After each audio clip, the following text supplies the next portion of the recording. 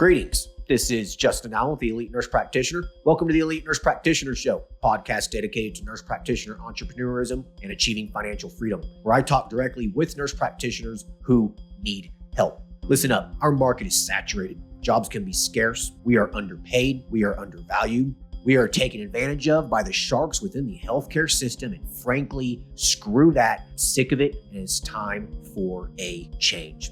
And listen, I'm here to help make that happen. We are powerful. We can forge a path where we are in control of our career and ultimately our financial and personal well-being. You do not need to submit to healthcare administrators and your doctor overlords. You do not have to take the measly salary.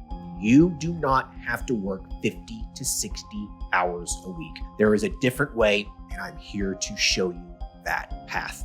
This podcast is raw and unfiltered. I have not talked to the nurse practitioners in this podcast prior to the call outside of an email exchange to schedule the episode. What you're about to listen to is a consultation session between a nurse practitioner and myself. It is real, it is unscripted, it is unplanned, and I have no idea what we're going to talk about. Anything and everything can happen during our conversation. The nurse practitioners in these episodes are struggling with an issue in their professional or financial life, and they have reached out to me for help. My goal is to help the nurse practitioner with actionable advice that will enhance and improve their professional, business, and financial life. My other goal is to hopefully help my nurse practitioner sisters and brothers build a more productive, powerful, and free life. So I hope the content and information within these podcast episodes does just that. All right, onto the episode.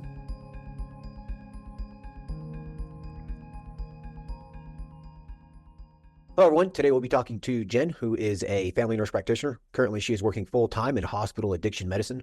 She opened a weight loss clinic about a year ago that is doing well from a patient volume standpoint, but for some reason, she isn't making money. She's needing assistance with pricing, adding staff, and how to grow this practice to the next level. Hey, Jen, how are you? Good, Justin. How are you? Oh, I'm doing good. Let's jump into this. So tell us about yourself, how long you've been a nurse practitioner for, and, what sorts of things have gotten you to where you're at. I've been a nurse since 1996, and then ER nurse. So I like, sort of fast-paced things, not really into boring things. But I became a nurse practitioner about 9 years ago. Always wanted to be an entrepreneur. I was sold real estate. I've owned a restaurant. Working the sort of status quo Monday through Friday is not my thing. So I've always wanted to start something, listening to your podcast and your website for years. Last November, I finally said, it's my time. So I decided to open a weight loss program. Okay. So you've been working in addiction medicine at this current job how long? 3 years. 3 years. Okay. Do you like it, or do you kind of just really looking to kind of get out of it, or? No, I actually like it, and I'm a hospitalist. I like hospital medicine, but it's just the grind, 12-hour days. Being stuck like kind of at their mercy really is not the part I don't like. So right, looking at the clock constantly, being like, "Fuck, it's only 5 o'clock." Like, yeah, exactly. Yeah. Those 12-hour shifts in the hospital, God, those things just drag on sometimes. Okay, so you started this weight loss practice about a year ago or so. Now, how's it going? I feel like I thought it was going really well. And I say that because I feel like I did kind of listen to your recommendations. I took your classes and things like that. So I sort of started slow, used word of mouth. I have a really good network of people. I know a lot of people, and I'm well respected in the hospital. So that brought quite a bit of business. I feel like at this point, it's been a little less than a year. I had like 65 people on my roster. I thought that was good. Although I feel like it's just constant. The admin stuff between seeing the patients, the admin, I don't have time to keep track of the financial stuff. And I just did my finances for the first time this month. And I just realized I'm really not making that much money. So I'm like, I need to change my prices. I need to do something different. This isn't, I guess I'm not doing as well as I thought. So maybe the way I was pricing it, I don't know. I'm not a business person. So that's the part I just feel very inadequate at. I can do the medicine easy, it's the other stuff that's tripping me up. Yeah. Okay. So you have about 65 patients? I have 65. I probably have rolling currently monthly that I'm currently seeing 35 in that range because, they start, then they fall off, and then you get new ones. So currently I think regularly I'm seeing about 35 a month. Okay. Gotcha. Right. Yeah. I mean, that's kind of the thing about these little practices, right? I mean, I mean, how many people actually stay on board, Right. long term? Hmm. Yeah. Especially weight loss, they lose 20 pounds and they're good to go and they just leave. Right. Yeah. Right. Yep, Yeah. exactly. With that in mind, one thing that, you always need to consider is how do you lock in your customer, for the long term, right? So Right. how do you increase that long term, that customer value, that long term value? How do you secure that? Um, weight loss really doesn't do that. You know what I mean? I mean, sure, you Yeah. have people who will be on maintenance therapy for quite a while, but what's the long-term value in that? I mean, are they really going to stick around for years and years and years? Right. Probably not.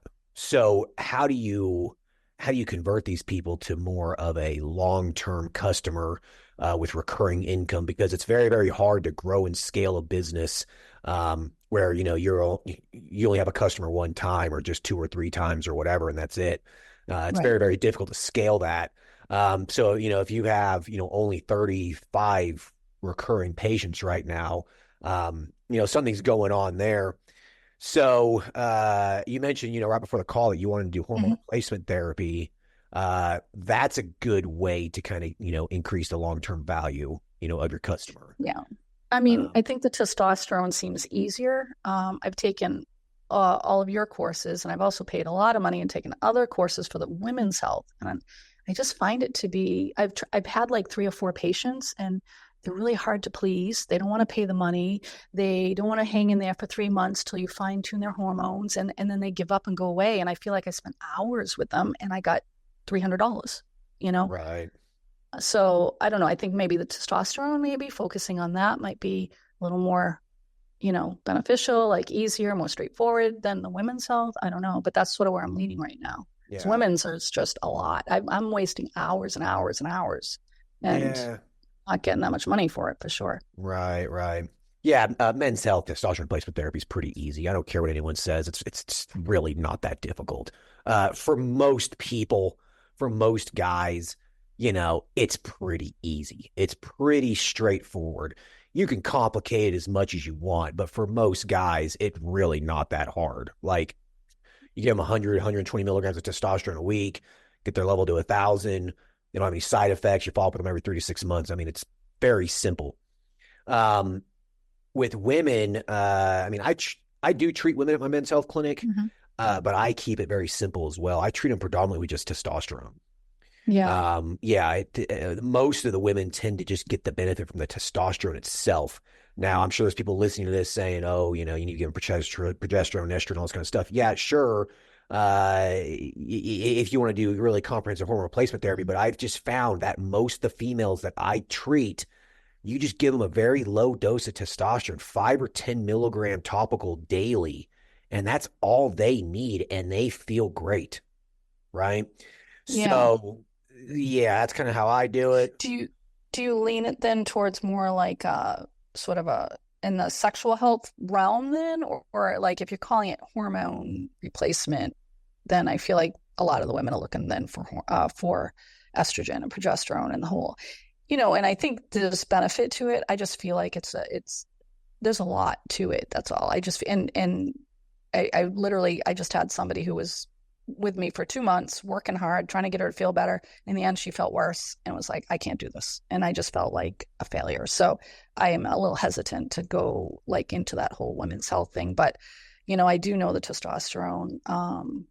Is there a way to kind of market it so they're not expecting, that whole Just elaborate. just market it testosterone replacement therapy for females. Okay. It's literally all you got to do. Yeah. Yeah. Yeah. Okay. And at the Elite MP conferences, I've talked to a lot of, a lot of nurse practitioners that do hormone replacement therapy. And like the majority of them also said the same kind of thing. It's like, Okay. it's really the testosterone that really is really driving a lot of this for a lot of these women. Now, sure, there's always exceptions, but Mhm. for a lot of them, just a little low dose testosterone replacement therapy goes a long way, and it's pretty easy to manage, right? Do you find that mostly they're topical, or you have a lot that like injectables? Because I feel like I No. hear both. No. Yeah, most of them like topical. I think I have a couple women who are on on injection. Hmm. Um, I mean, it's such a low dose. I mean, you're talking about 5-10 milligrams a week, right? Right. It's Yep. not that much. And so I've just found a little topical cream that they apply in the morning after the shower or whatever, does the job. It gets their total testosterone level up to 150, 200. Their free testosterone usually, between 5 and 10, something like that. And they feel a hell of a lot better. Okay. I mean, that's It's good. easy. Yeah. It's easy to manage. Super easy, Right. Right. Yeah. Yeah. Um, so yeah, you can market it as just testosterone replacement therapy for men and women. You could do Gotcha. that, get your feet wet with that, get comfortable with that. And then you can start doing, okay, let's do a little estrogen here, let's do a little progesterone, whatever. I have vaginal dryness or something like that. Can you help me out? Okay. Yeah, let's do a little bit of this. You know what I mean? Very slow. You don't have to go all out at one time, right? Right. Yeah, I think I'm making it more complicated. I think the menopausal women are a little easier than peri, and pre. Like, I don't want to get into that. Like, I feel like menopausal, they're a little easier to manage too. But 100%. Yeah. so that's what I think. My second patient was perimenopausal, and she was kind of a hot mess. And anyway, so I felt like I was in over my head on that one. So sure. And I, it's you're trying to help, and then when they keep keep coming at you with, well, what about this, and why do I feel like this, and why is this, and it just, at some point I was just like, I don't know what to do. So yeah. Just keep it simple. Keep it simple. Yeah, keep it simple, right? People complicate all this shit. It's unnecessary. Right. Medicine in general is pretty simple. It really is. It's not that complicated.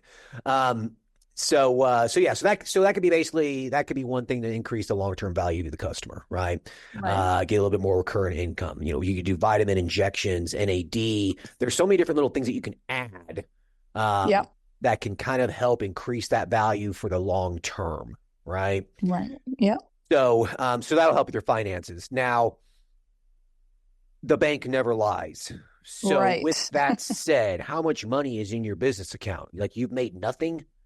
No, so it's hard, I find it a little bit confusing. So I'm like, I have money in the bank, like a couple $1,000s, but again, when you look at, like, it's hard to separate, because when I opened, I took out $20,000 out of my 401k, and I ended up paying my rent in advance for the year because I just didn't want to worry about paying rent every month. I just figured it would be a stressor on me. So they gave me a deal. I got lower rent for doing it. So, I pay about $1,000 a month for my rent. And I actually have 2 extra rooms that I plan to rent out, which I haven't done because I just feel like it's, one of those things that I have a list of 20,000 things, and all I can manage is keeping up with my current patients, following up with the patients, making sure their consent forms are in place. Like, I just feel like the admin stuff and the amount of follow-up and talking on the phone and texting them back, and this takes all my time. And then seeing the new patients, seeing the follow-up patients, I don't have time to do other stuff, which I could have supplemented my income if I could rent out my 2 empty offices. And I just haven't done that since November. And it was always my plan. But when I do my numbers, it's like I have about $1,800 a month in expenses, fixed expenses. Then I pay a loan for $20,000. And then, you buy furniture and you buy startup things. So I kind of like not including, that's why I owe to the credit card, say $6,000, So when I do my numbers, it's hard to say. I basically make about $1,000 a month if I were to just say, this is what I'm charging the patient, minus my fixed expenses, minus the pharmacy costs, because I pay the compounding pharmacies. I end up with about $1,000 left in my pocket that I'm not taking. I'm putting it towards, my loan, and that's it really. Like, so I do have some, but clearly not what I should have is, I guess.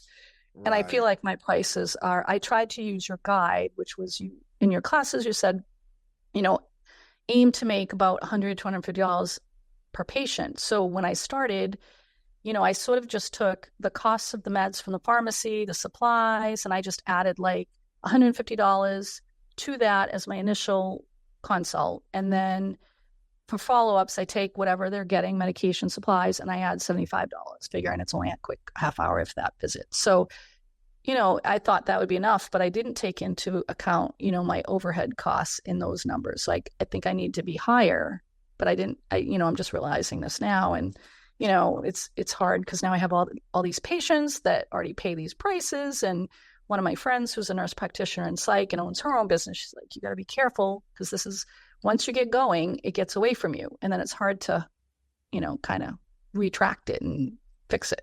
So. Yeah, no, it does. Yeah. It can become pretty difficult to change your prices right in the middle of it. I mean, you can do it.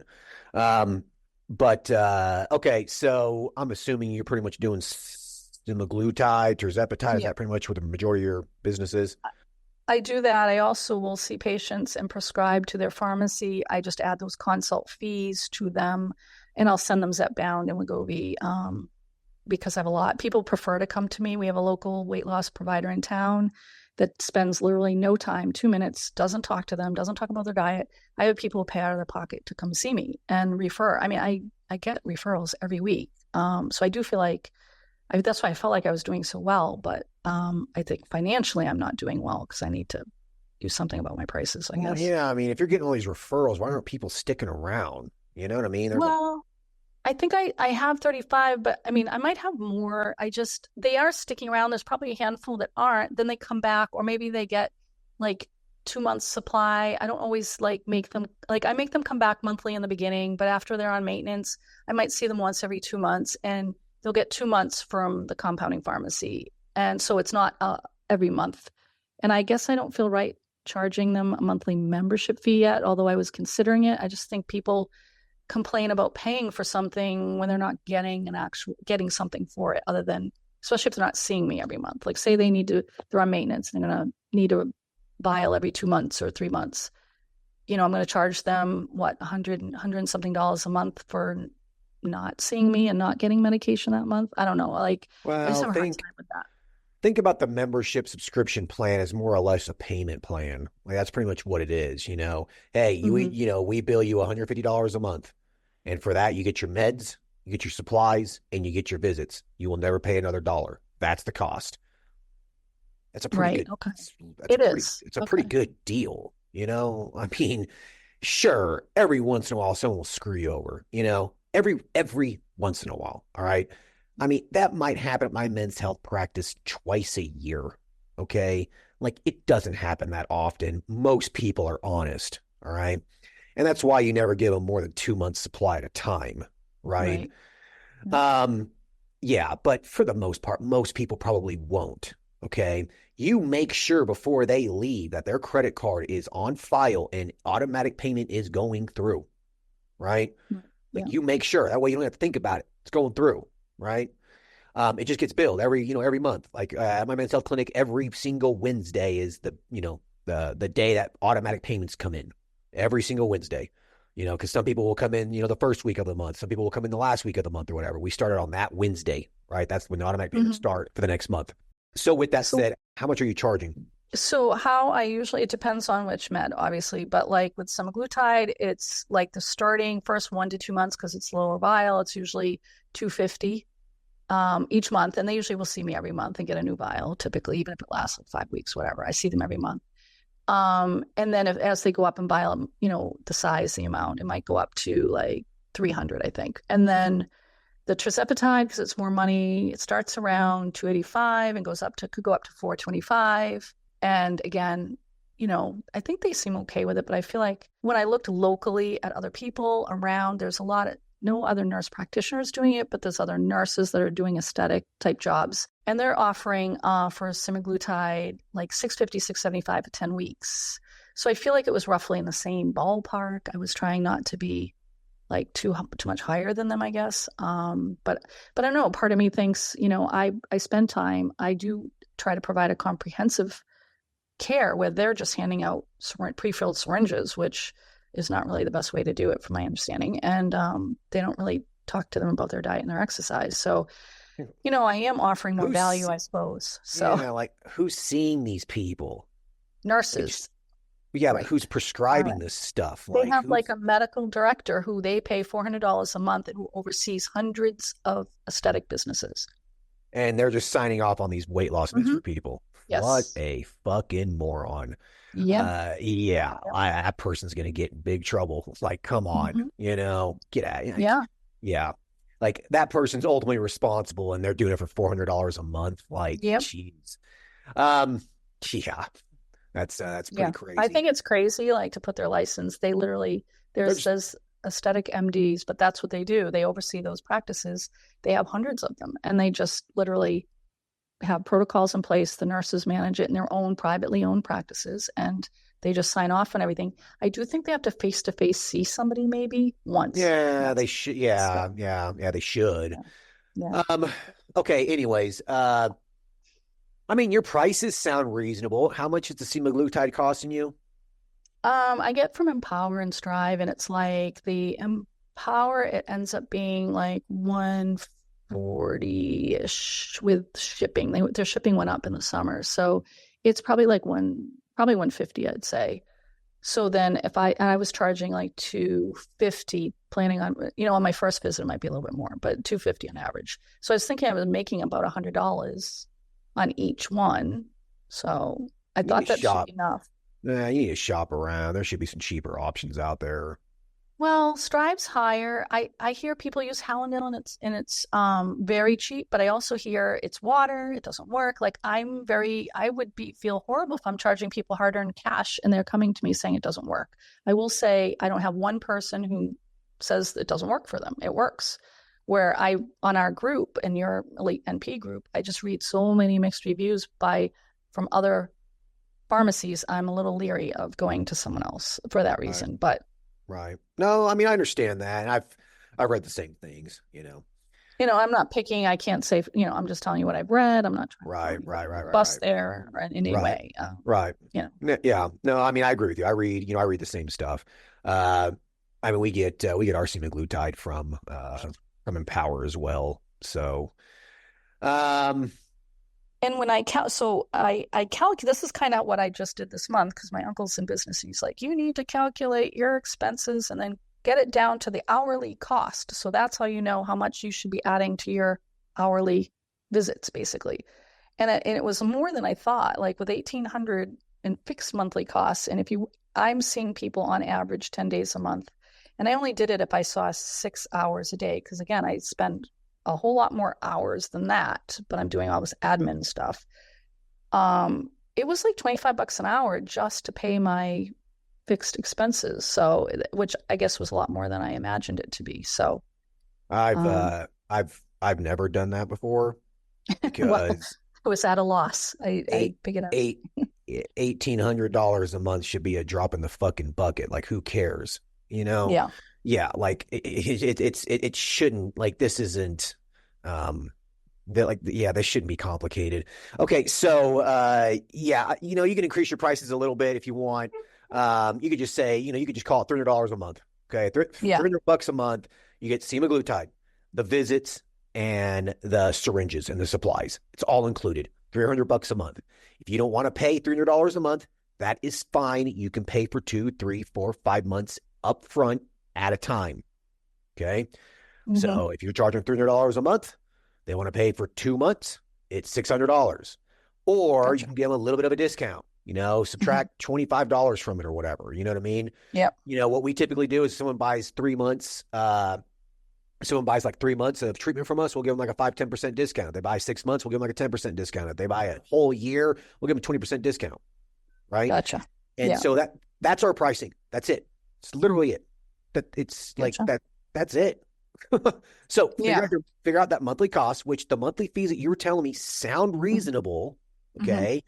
That doesn't sound like you're really shooting yourself in the foot here. You just need volume. Right. I do. 30 patients, 35 recurring patients, that's not gonna, what are you bringing in? $9,000, $10,000 a month off that? It's probably. I have to say when it's hard to separate out because I bring in in cash what I bring in, it says 27,000 say in the month, but then minus what I pay to the pharmacies, I think it left like 5,000 or 6,000 difference.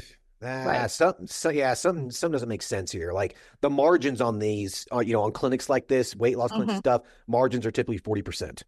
Right. So you should be generating a 40% profit. So like, where's the money going? Like, where's the suck here, right? Like, where is it going? What's your biggest bill? The pharmacy? Yeah, the pharmacy is by far the biggest bill. Right. I mean, it's literally, like I said, I just did whatever last month. It said I brought in $27,000 in sales. And I think I paid out to the pharmacy something like 22 something. Okay, that doesn't make any sense. You're bringing $27,000 and you get a $22,000 pharmacy bill. Right. I mean, that's not right. Like, yeah, that doesn't make any sense. Did you verify the bill? Did you make sure it was accurate? I mean, I've found mistakes. Okay. I mean, I've found mistakes in my bills before. Yeah. I mean, usually it's not anything significant. It's just, they overcharge me on one patient or something like that. It's usually, it's really not that big of a deal usually, but yeah, it's a thought. I looked a couple times and they were accurate, but I haven't looked extensively. Right. That's a 20% margin. Right. It needs to be double that. So the question is, why you're not charging people? Someone got some free stuff. The pharmacy overcharged you. No one's stealing from you because you're the one that controls everything. Right. Like those are really the only possible. Yeah, I mean, that's why I really have to look at my prices again. That's really what I'm at. I have to increase them whether I like. I just know, I don't know where it's missing. I probably have I do have a friend, I give her a discount, out of those people, but it's like 4 people, so I don't know that would really make that big of it. Right. I mean, obviously it's going to be a little less, but for the rest, no. So that's where I just, once I looked at these numbers, I knew something had to change. Yes. Yeah. Something doesn't make any sense. Or maybe it's one of those months where, a lot of people just paid for their month and they got 2 months worth and you're waiting for the payment next month or something. Like sometimes that'll happen, like there'll be there'll be these months where the revenue is a little bit lower and the bills are the same. And you're like, what's going on? And then next month, boom, the revenue doubles because everyone's payment went through or something, Right. Yep. Yeah. Mm-hmm.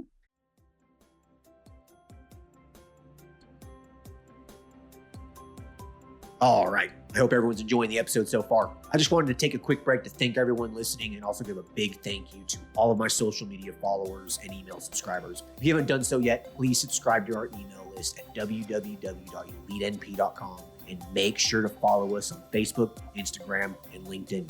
Email subscribers will receive updates on new weekly podcast episodes, multiple weekly articles we publish, new courses, and everything else related to helping you succeed. Remember, all Elite Nurse Practitioner courses are designed to help you build a niche practice, increase your financial strength, and to break free from the rat race. If I can break free and the other countless nurse practitioners can break free, then so can you. Additionally, please share this podcast with your other nurse practitioner sisters and brothers out there. The more NPs that venture out on their own, the stronger our profession will become. Now, let's get back to the episode.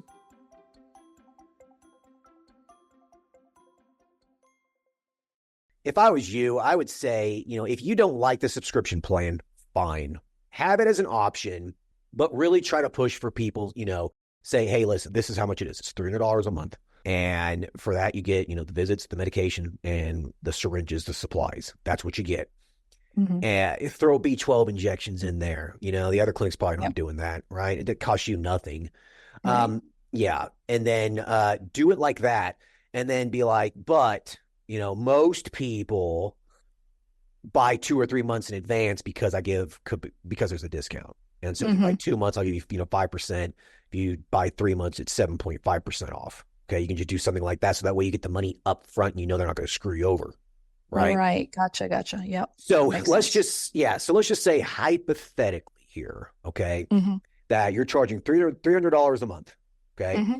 And someone buys 3 months from you. Okay. Yeah. So that's $900, right? Yeah. Let's say you give them a 7.5% discount, right? Okay. Yeah. That comes out to be like $680, something like that. Yeah. So $680. Now for 3 months of semaglutide from the pharmacy, it costs you about $140 a month. Yep. Yeah. I don't have my price in front of me, and I'm sorry, I don't know them off the top of my head because I use 2 pharmacies sometimes. So, but yeah, I think it's 108 plus 41 plus 3. So yeah, 150. The shipping's the $40. Yeah. Okay. Well, if you do 3 months, so if you do 3 months in advance, it's going to be one shipping charge, right? Correct. Yeah. Right.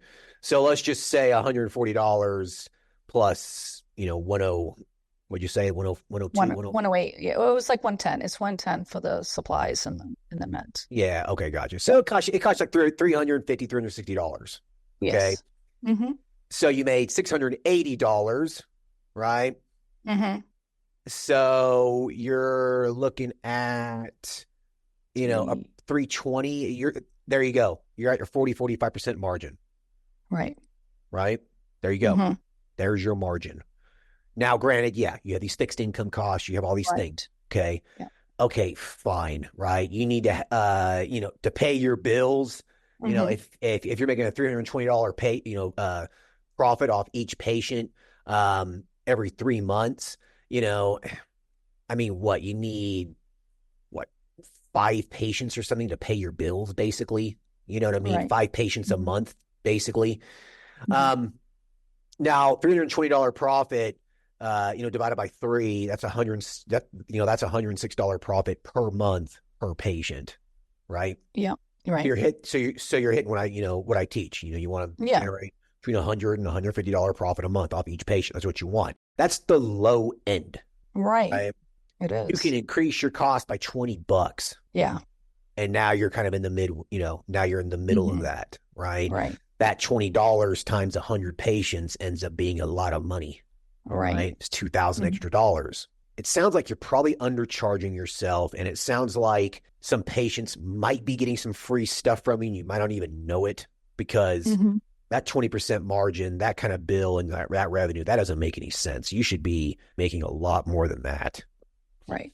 At my men's health clinic, our average pharmacy bill every month is $35,000, something like that. Maybe 40, some months, and we're generating between $80,000 and $100,000 a month, right? Wow. Yeah. But I have staff and I have a bunch of other stuff as well. Then my margin comes out to be about 40%. Okay. Right. So I just think there's a disconnect here. I think that you need to just try to simplify this as much as possible. Okay. This is the pricing, $300 a month. And you got to make sure you increase the value on that and do what the other people aren't doing. Be like, yeah, the other weight loss clinics will just talk to you for 5 minutes. Be like, I'm going to talk to you for an hour. The visits are included. The supplies are included. B12 injections are included. Everything's included for that price. If you buy 3 months in advance, you get 7.5% off, right? If you want to buy 2 months in advance, you get 5% off. You buy 6 months in advance, I'll give you 10% off, right? That way you get the money up front. Yep. Leave it at that. Yep. That's it. Okay. That's your pricing, right? Okay. That's it. Like, nothing sounds to easy when you say it. It's nice. Well, it is easy. That's it. You pop that stuff in your payment processor and call it a day. That's it. There's no exceptions. No, oh, but I'm in a patient. Oh, well, no, I want a discount. No, fuck no. This is it. No, you're right. You're right. Yeah, like this is it, right? That's it. And then when you open up your payment processor, there's like 6 options. That's it. It's literally it. You click 1, 2 months, 3 months, 6 months, 12 months, whatever, monthly. That's it. Right. Okay. That's what I was wondering. It does it because I use Optimentor and I forget what, I don't even know what I have authorized on that and some other who knows what processor, but I think you can set it up so it just automatically, that would be membership is automatic billing, right? Like I would just I would just process it based on, I think eventually I would like the idea of more of a like annual membership fee or a monthly fee, but then they can pay for what they want for services because, I have people, they call me for sick visits and I just charge them a fee. And then they because in our area, it's, primary care is horrible. You got to wait 6 months to be seen. They're all going to urgent care. Our ER is slammed every day with stupid things. So, people I know are like, I would pay you like for simple things, upper respiratory infections, UTIs, rashes, you name it, whatever, silly things. But, they pay for that. In that monthly cost, it's included. Mm-hmm. It's a concierge weight loss practice. Yeah. Visits are like included. I feel like if I charged a little more, then I could offer like being more available for other things. I guess that's where I see this going for me is $20 because that's what people know me for. Add $20 to it. Mm-hmm. And be like, listen, you can call me anytime you want. If you got a rash, you got a sore throat, whatever, you can shoot me a phone call. I'll take care of it. You include that, it just increases the value of it. And most people, to Right. be honest with you, probably don't even take advantage of it. So, like, I got guys on my mental health practice. I'll do shoulder injections on them. I'll call in refills on their blood pressure medications. They got a Mm-hmm. sinus infection. I'll call in some augmentin for them, whatever, so skin off Right. my back. It doesn't take any time, Right. So yeah, that's how I would market it to increase that value. Okay. Right. And then in terms of hiring staff goes, I think I was thinking in terms at this point of, so I'm in a kind of the office I'm in is on a second floor. It's like less than ideal for a medical practice. But anyways, the only thing I could find, it was $1,000 a month, and that was the cheapest I could find. But there's a space up the road I was considering, but it's like $2,200 a month. And I'm like, is it worth it to pay out of your pocket a little? And with the idea that you're going to grow, it's a better space, it has better foot traffic. But I'm kind of thinking no, that I just need to grow volume first, is what I'm thinking. Yeah, no, you're right. You just need to increase. Listen, you have a weight loss clinic. Okay. Right. People are looking for this. Right. They're going to go to their phone.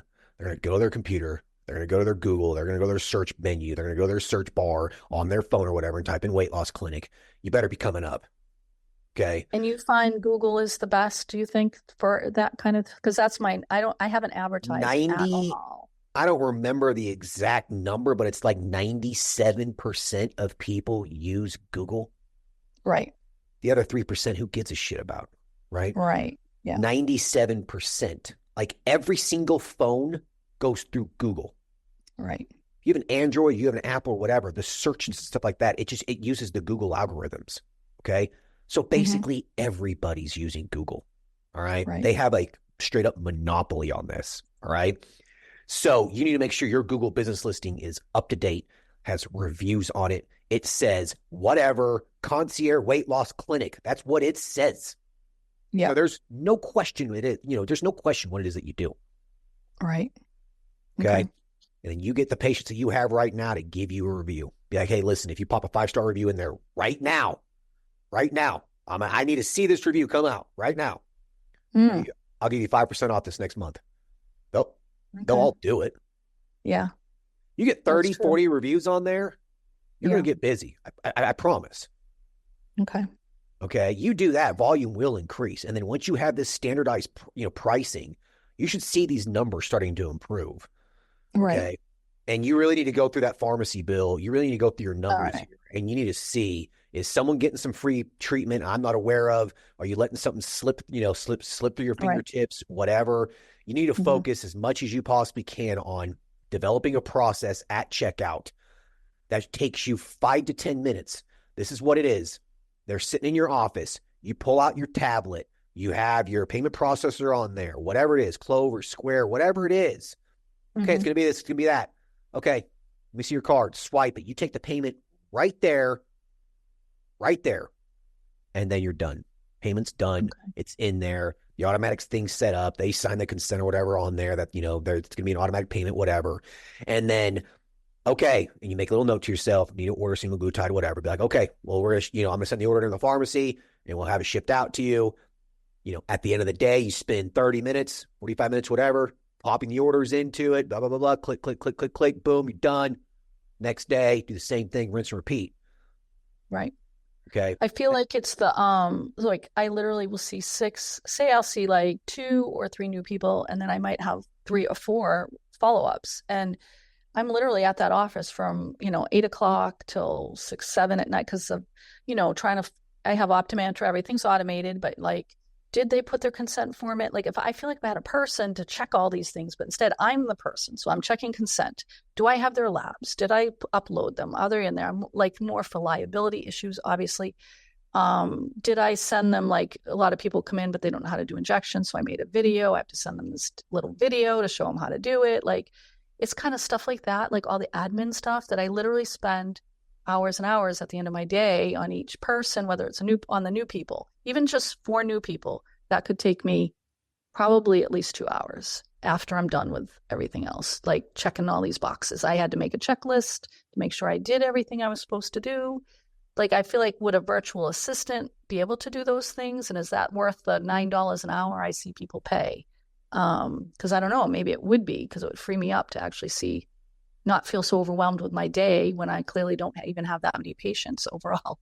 Because I feel like I'm working on this like daily. Like when I'm not at that hospital, I am at that office. I mean, I do try to take my weekends, but if somebody needs to be seen, I'll see them on an as needed basis. But it's every day I'm there all day. And so I don't know. It sounds like to me you're overcomplicating this. Like this. Okay, so this is me. This was me when I had my men's health clinic. It was basically just me. Okay, my mental campus clinic was just me. Right? They would call. Interested? Yeah, great. What's your email? Perfect. Email the consents over. I don't schedule your fucking appointment until those consents are in there, and I don't schedule your fucking appointment until the labs are done. Right? Gotcha. Yeah. No appointment until that stuff's done. Here you go. Here's your lab order. It's the same lab order, but for every single patient. Every single person gets the exact same lab order. Every single person. All I gotta do is pop their name in. My signature's already on there. Here you go. Go get your labs drawn. I don't care where you go. Use your insurance. I don't care, right? Go get your labs drawn. Whatever. Once you get the results back, call them up, schedule an appointment. Yeah, right. Consents are in there. Labs are in there. Book the appointment. Patient comes in. Open their chart up right before they come in, right? Consents are in there. Perfect. Lab work. Oh, yeah, let me see here. Oh, yeah, there it is. Pop it in there. How you doing? Blah, blah, blah. Whatever. 1 hour, 30 minutes, 45 minutes, whatever it is. Great. All right. Let's get started. Let me take your payment. Perfect. Write a note. Yeah. Order meds. Okay. Order the meds right after they're a patient. And then see the next patient. That's it. Like, what else are you doing? I don't understand what you're doing. Like, that's it. Yeah, they book. Well, I thought I kept it simple. They book online, goes to Optimantra, they book, they get sent consent forms, they get sent the intake, clinical, and the consent forms. And I would say 8 out of 10 times they don't do it. And then I'm stuck. I don't have time way ahead to be checking all these people before they come in. So then I get them in the office and I'm like, oh, you didn't do this. Okay, well, now I got to send it. Then I got to follow. It's just, I tried to make it as streamlined as possible. It just doesn't seem to work that way. And bold letters right there. Your appointment will be canceled if consents are not complete. Simple as that. Okay. You know what I mean? Or you can set up an email reminder or something. I do the day before. They get it the day before. I'm telling you. And ensuring the consents are signed. They're still not doing it? No. It's so frustrating. And they'll say, well, I couldn't figure it out. Or I have a lot of primaries refer to me. And there are a lot of like older people. Okay. So then, have Medicare and can't do it. Okay. So then what you do is print them off. Arrive 15 minutes early. Fill them out. Done. Yep. Okay. Scan them in later. Just throw them into just throw them in a file cabinet, whatever, as long as they're there. Right. Okay. All right. That's it. I'll do it. Just tell them, come 15 minutes early and fill it out. You know what I mean? Yeah. I wouldn't have a tablet. I wouldn't do all that. Most people mess it up. They get complicated. They close the window, stupid stuff like that. Just good old fashioned paper consent. Here you go. Sign it. Great. Scan it in later. You know what I mean? All right. I think that's easy. File cabinet. Yeah. All right. Take pictures of it on your phone and just, send it to an email or something, whatever. Yeah. Okay. Yeah, that's what I would do. You shouldn't be spending a lot of time on this little piddly stuff. You really shouldn't. Well, that's how I feel. I think you probably just need to set some boundaries. Like, I think that you just need to be, this is it, Yeah. You're right. Yeah, that's what I would do. Now, in terms of hiring a virtual assistant or something, a virtual assistant's probably a good start. You hire these virtual assistant, there's these big virtual assistant companies out there. These people are all from the Philippines. It's real hit or miss. Some of them speak really good English, some of them don't. And there is no way in hell I would put the hands of my clinic success. I would not put that into the hands of someone who barely can speak English. I hate calling places up that use virtual assistants that are foreign, and I can't get a damn answer. I can't understand what they're saying. I hang up the phone. I call someone else. Yeah, no, I agree with you.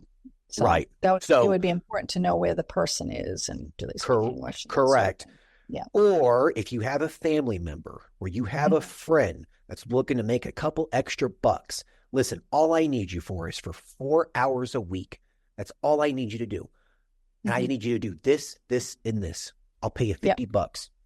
Right. Right? You just do that. I've had my nephews, I've had my nieces do stuff like that before. I just give them $50. Here, Okay. So I definitely need to keep it simple. Okay, good. Yeah. And then once you have, once you start actually like, okay, cool. I got like, I'm making $5,000-$6,000 a month now. I got some money coming in. I really want to increase patient volume now. I'm booking out 2 or 3 weeks.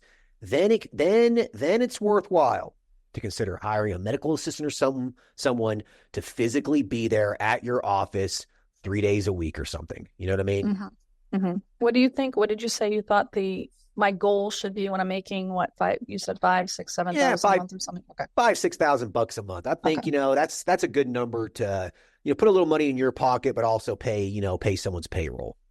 Okay. Okay.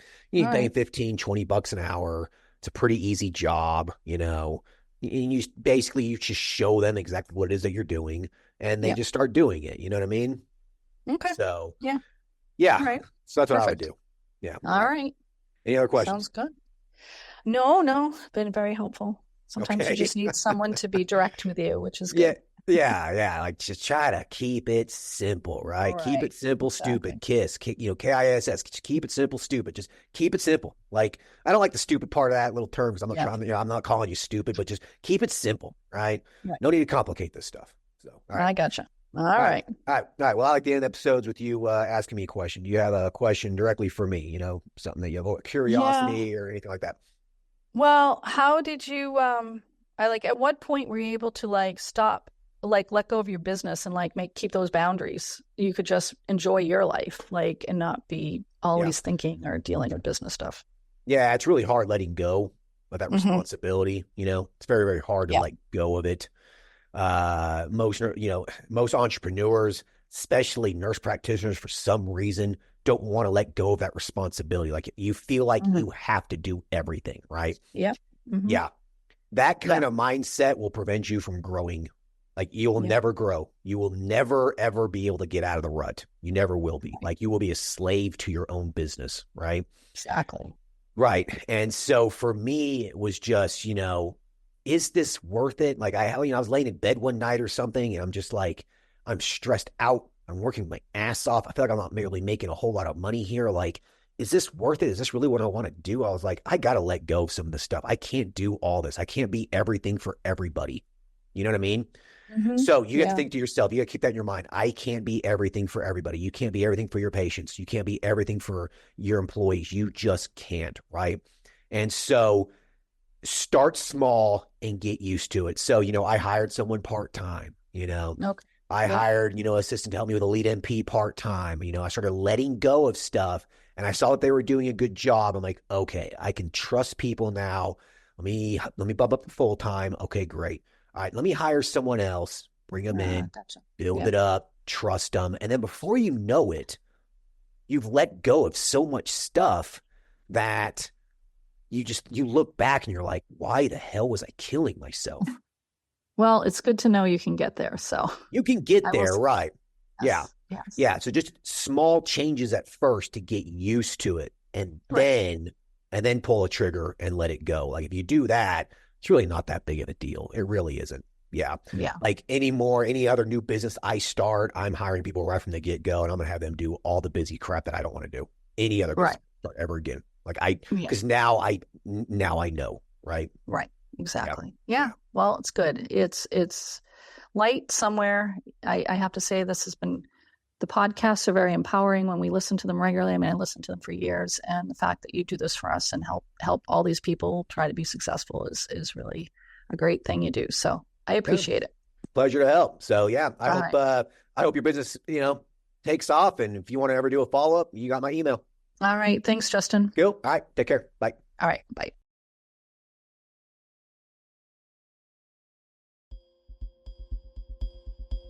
All right, hope everyone enjoyed the episode with Jen. Lots of great information in this episode. Like I've said before, multiple times on the podcast, in the courses, keep it simple, okay? You do not need to complicate your life for financial freedom.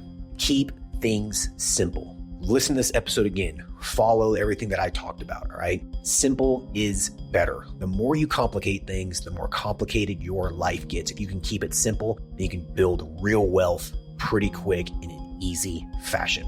I hope everyone enjoys this episode. Talk to you guys later. Thanks. Bye. Thank you for listening to the show. Quick legal disclaimer. The content of this podcast is meant for informational and entertainment purposes only and should not be used as legal, financial, medical, regulatory, or practice-specific advice. For information pertaining to your specific legal, financial, medical, or practice-specific needs, please be sure to consult with your lawyer, CPA, medical director, and or your state's practice laws and the most up-to-date clinical guidelines. As always, do your due diligence when it comes to any information found online and in podcast. The content in this podcast is copyrighted by Galaxy Medical Southwest 2023 and cannot be duplicated, rebroadcasted, or reproduced without our written permission.